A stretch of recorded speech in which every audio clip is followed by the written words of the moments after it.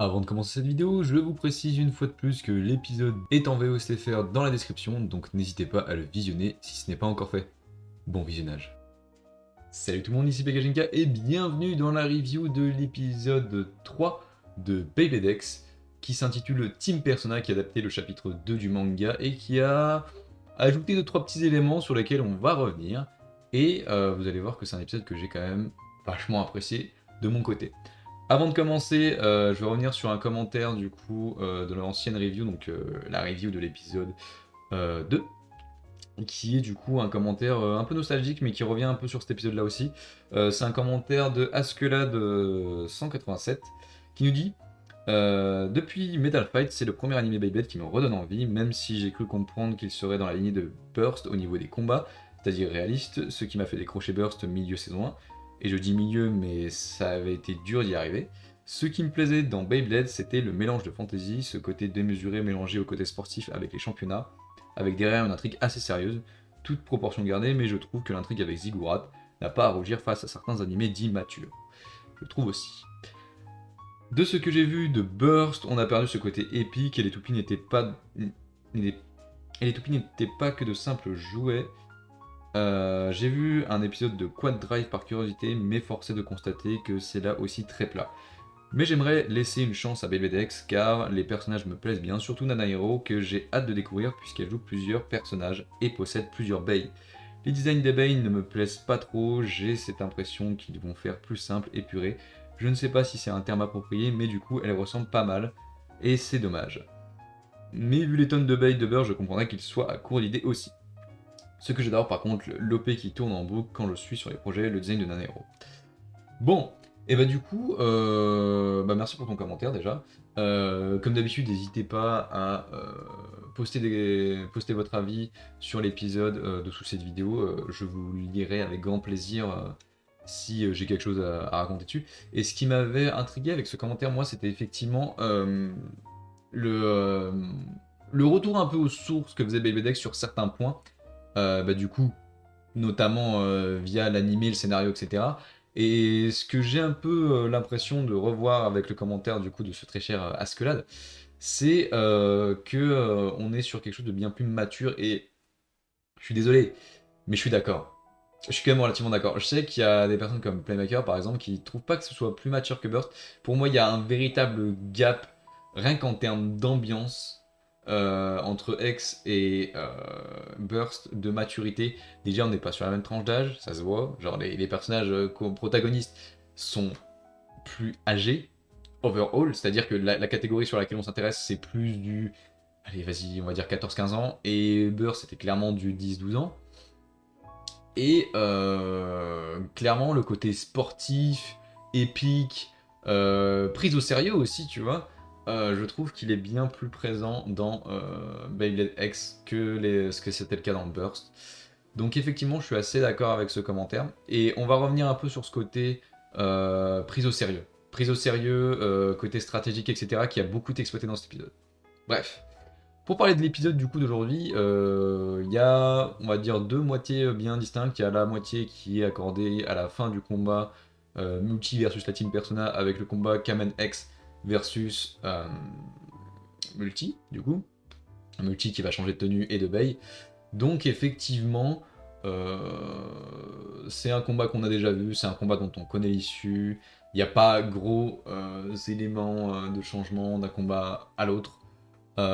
Effectivement, moi, juste le truc du double extrême dash. Autant je trouvais que la mise en scène mettait bien en valeur le rebond de Dransword sur la X-Line pour avoir une double accélération. Autant dans le manga, j'ai juste l'impression qu'il a fait un X-Dash, il a fait oh ça a pas marché, bon bah vas-y on va en faire un deuxième.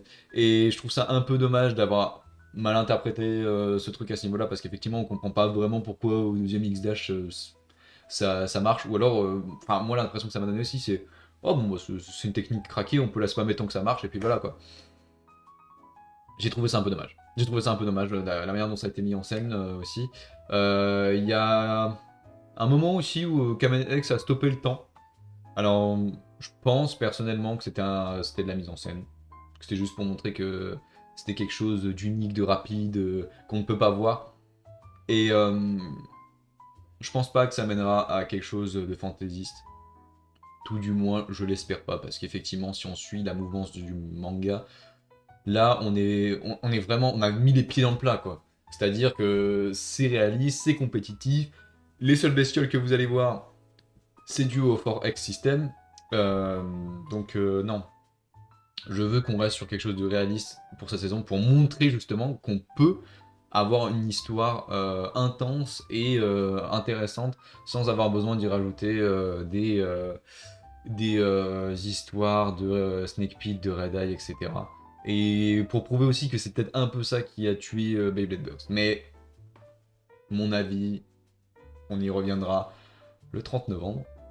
Mais du coup, pour revenir sur l'autre moitié de l'épisode, parce que du coup, la première moitié se termine comme la précédente, c'est-à-dire qu'on a Kamen X qui demande à Multi s'il veut rejoindre son équipe. Il y a un petit happening en mode ah les amis, finalement, j'ai pas totalement perdu. J'aime pas Multi, je suis désolé. C'est le seul point de divergence que j'ai avec l'ami Escalade, c'est Multi. J'ai un peu un problème avec son côté influenceuse, etc. C'est pas une phase que j'apprécie, en fait. Mais je pense que vous pourrez comprendre pourquoi. Rien à voir, enfin, c'est pas mon avis sur l'épisode, mais j'avais pas remarqué un truc dans le manga, mais il a une ouverture sur sa visière en fait. Genre, t'as tout le reste du casque qui est un peu comme un casque de moto et il peut l'ouvrir par-dessus. Et j'avais pas capté ça dans le manga. Et je suis allé revoir la case du manga, je fais ah oui, putain, mais oui, il a vraiment ça aussi dans le manga. Et en fait, j'étais en mode, mais ce fils de pute, il, il a quand même une ouverture spéciale pour montrer aux gens que c'est lui, alors que le but du masque, c'est quand même de pas l'enlever. Enfin, c'est chelou. Et puis, enfin, alors ça, c'est une critique que je peux faire aussi au manga, hein, on est d'accord. Mais, ben, genre, il la voit pleurer, mais il voit pas il voit pas Exu avec qui il relève son masque juste à côté. Frérot, enfin, tu vois, et puis t'avais 150 autres manières de le mettre en scène en mode, tu sais, plus il se rapproche, moins le reflet est effectif, donc elle le voit à travers le masque, si tu veux. C'est pas bien grave. C'est pas bien grave non plus. Mais ça m'a fait marrer, je veux pas remarquer ça dans le manga alors que c'était présent. Enfin bref. L'autre moitié du coup de l'épisode après, c'est du coup une espèce de séquence où Multi fait un vlog pour un peu expliquer la situation, dire qu'elle a rejoint la team Persona, qu'elle a de nouveaux coéquipiers, etc., etc. Et on voit un peu que Multi essaie d'entretenir une image d'elle-même en tant que compétitrice, en donnant des news, en remerciant les fans, en retouchant un peu des petits détails lors de ses lives, genre par exemple en disant à Bird putain mais frérot essaie d'être un peu plus à l'aise devant la caméra. On voit que Multi travaille sur son côté pro en dehors des combats et je trouve ça marrant.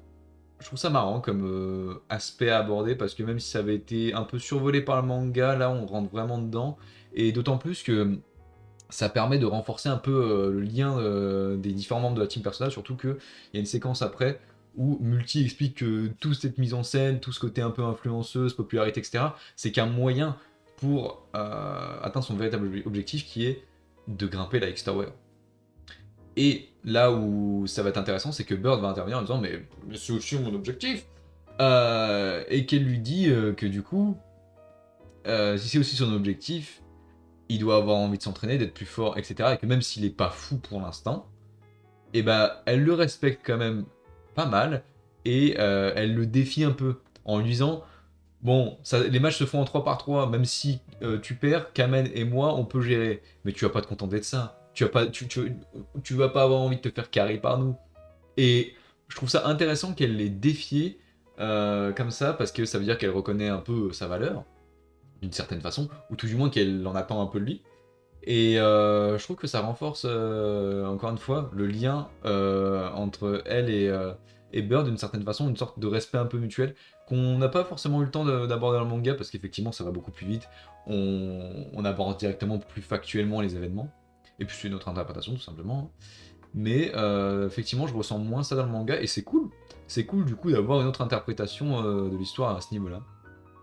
On aura aussi eu du coup un combat entre Multi et Bird où en fait, il y aurait eu un changement de stratégie, c'est-à-dire des deux côtés. C'est-à-dire que Bird va essayer de viser le double extreme dash comme l'a fait Kamen X, mais en sachant ça, Multi va s'adapter en absorbant les chocs et en l'empêchant de faire son visage. Donc j'ai vraiment beaucoup apprécié le côté même toupie, mais pas même stratégie. Et des stratégies qui surtout sont réalistes et rappellent à ce qu'on peut faire dans notre réalité. Alors même si c'est pas stricto sensu ce qui peut se passer dans un stadium, quand tu connais le jeu, ça te parle en fait. Et je trouve ça vraiment très intéressant. Encore une fois, pour revenir sur le commentaire de Monsieur Ascalade, euh, ce côté, je vais trouver mes mots. Ce côté, on se prend au sérieux. Ce côté, le combat est intéressant et on essaie de captiver pour ça. Et c'est ça que je trouvais intéressant dans les combats, autant que ce soit dans le manga ou dans l'animé, même si c'est un peu moins le cas dans l'animé, mais ça c'est, encore une fois, c'est personnel. Euh, on a ce côté, les combats sont courts, comme un combat Beyblade, en vrai, je veux dire, mais ils transmettent toujours une idée, une vibe en particulier, et je trouve ça très intéressant comme façon de faire un combat, parce que habituellement, surtout dans Burst, on avait l'idée de un chapitre, un combat. C'est-à-dire qu'un combat durait longtemps, même pour quelque chose de réaliste. Et là, je trouve ça cool que on prenne le parti pris que non, un combat c'est court, mais on te prépare bien les explications avant, en termes d'enjeu, et les explications après, pourquoi c'est arrivé, pourquoi le résultat a fait ça. Et je trouve que c'est une interprétation bien plus intéressante que ce qu'on a eu jusqu'à présent. Donc à ce niveau-là, j'étais vachement satisfait. Tout le côté un peu influenceuse de multi, en mode on va pas trop révéler Kamen X, comme ça attise un peu la curiosité des viewers. On va faire une présentation de toi parce que t'es inconnu, du coup ça va faire un peu de storytelling. C'est marrant, non franchement c'est très bien développé, ils abordent très bien la thématique du coup de tout ce qui est popularité, côté influenceur etc. Mais moi ça m'a mis un peu mal à l'aise. Parce que je vais dire les choses, ça me rappelle un peu certains collègues youtubeurs, et on souffre, on souffre.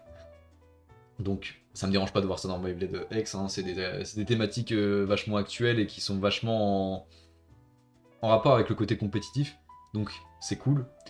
Euh, mais effectivement, ça a réveillé des traumas du Vietnam pour moi, quoi, si tu veux. Enfin bref. Il y a une petite séquence à la fin de cet épisode-là qui est vachement sympathique. C'est un moment où Bird va retrouver ses anciens camarades. Donc, je crois qu'ils ont pas de nom. Enfin, en tout cas, je les ai pas entendus. Et tu sens qu'il y a un petit malaise en fait. Dans le sens où ils savent pas trop quoi se dire. T'as les anciens potes de Bird qui vont lui dire ah ouais, t'es devenu pro, bah c'est cool pour toi, mec. Vas-y, on est ensemble. Et t'as Bird qui est en mode bah ouais, je vais pas vous chier dessus parce que bah, déjà vous vous sentez suffisamment con, mais bah, vous comprenez quand même, quoi, voilà. Et il y a ce petit malaise qui est un peu brisé en mode. En mode. Les deux lui souhaitent bonne chance. En mode vas-y, on va retourner chez nous parce que nous on n'a plus rien à faire, vas-y. Et on va dire à tout le monde que notre leader est devenu pro. Et tu sens que du coup, Bird avait raison de pas abandonner, de continuer à avancer, de toujours vouloir atteindre son objectif, et justement de pas se limiter à cette vision du t'as pas de talent, donc t'en auras jamais. Et même si Bird n'a gagné aucun combat pour l'instant, maintenant il a trouvé des coéquipiers qui le poussent à progresser, comme Multi, comme X, et je trouve que c'est une mise en scène qui est intéressante dans le contexte. Encore une fois, c'est comme la fameuse scène du lancer raté. Oui, ça apporte pas grand-chose en soi, c'est la vérité. Mais ça, dans le contexte, ça permet d'avoir une vibe très intéressante et qui te permet d'autant plus de plonger dans la chose, que ce soit thématiquement ou juste en termes de scénario. Donc c'était une séquence très cool et très bienvenue. Et j'ai beaucoup aimé encore une fois tous les ajouts qu'a apporté l'animé à ce niveau-là. Et j'ose espérer que le côté euh, entretien du lien de l'équipe, entretien des réseaux sociaux, ça va pas être juste du remplissage pour cet épisode-là ou des épisodes qui doivent être remplis, mais qu'on aura bel et bien vraiment quelque chose de régulier à ce niveau-là. Pas comme le Bay Club de Burst par exemple, qui, une fois qu'on avait balancé l'épisode, bon bah voilà, c'était fait quoi. J'espère qu'il va y avoir un vrai entretien à ce niveau-là. Enfin bref. Du coup, l'épisode d'après, le 4, ça va être du coup l'épisode qui va adapter le chapitre 3, qui va s'appeler Base Sponsor.